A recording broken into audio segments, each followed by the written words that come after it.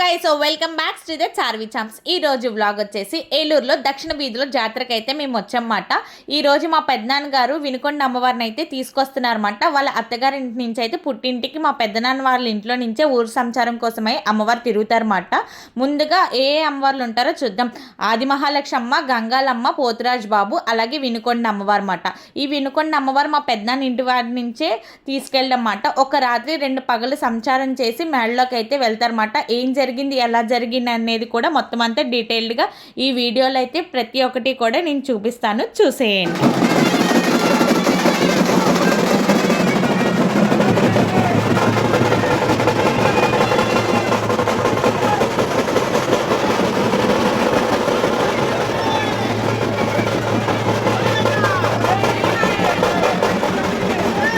ఇట్లాగా అమ్మవారిని అయితే ఇంట్లోకి అయితే ఫస్ట్ అయితే తీసుకెళ్తున్నారన్నమాట. కింద నుంచి పైకి అమ్మవారిని గంగాలమ్మ, మహాలక్ష్మి అమ్మ, పోతురాజు బాబు అయితే వెళ్ళారు. ఇప్పుడు ఆది మహాలక్ష్మి అమ్మ, అట్లాగే అంకమ్మ అని కూడా అంటారు, వినుకొండ అమ్మవారు తీసుకొని అయితే వెళ్తున్నారన్నమాట. వినుకొండ అమ్మవారిని ఇట్లాగా వచ్చిన తర్వాత మేము ఇంట్లోకి అయితే ఇట్లా చిన్నగా డెకరేషన్ చేసి అమ్మవారిని అయితే అక్కడ కూర్చోబెట్టి పూజలు అయితే చేస్తారు. ఇట్లాగా అమ్మవారికి ఒడిబియ్యం కట్టి అట్లాగా సాగనంపుతారన్నమాట. అట్లాగే దీనికంటూ ప్రత్యేక పూజలు అవన్నీ కూడా ఉంటాయి.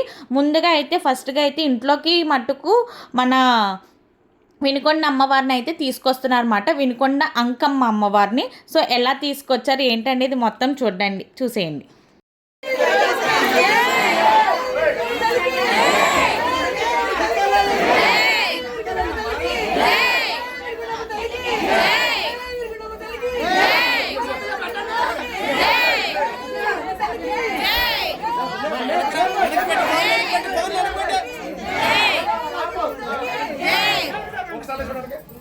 వినుకొండ అమ్మవారిని అయితే యథాస్థానంలో పెట్టేశారు. వినుకొండ అంకమ్మ అమ్మవారిని అయితే పెట్టారు. ఇప్పుడు గంగాలమ్మని, ఆది మహాలక్ష్మి అమ్మని, అలాగే పోతురాజు బాబుని అయితే తీసుకొస్తున్నారన్నమాట. ముందుగా అయితే గంగాలమ్మని తీసుకొస్తారు. ఒకవైపు గంగాలమ్మని, అలాగే ఒకవైపు ఆది మహాలక్ష్మిని, అలాగే బ్యాక్ సైడ్ వచ్చి పోతురాజు బాబుని అయితే కూర్చోపెడతారు.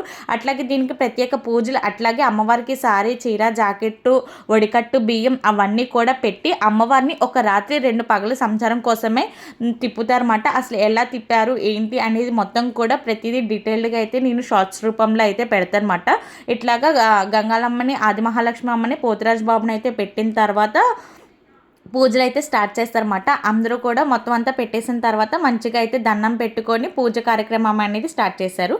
Thanks for watching. Please do subscribe for more videos. Thank you. Bye.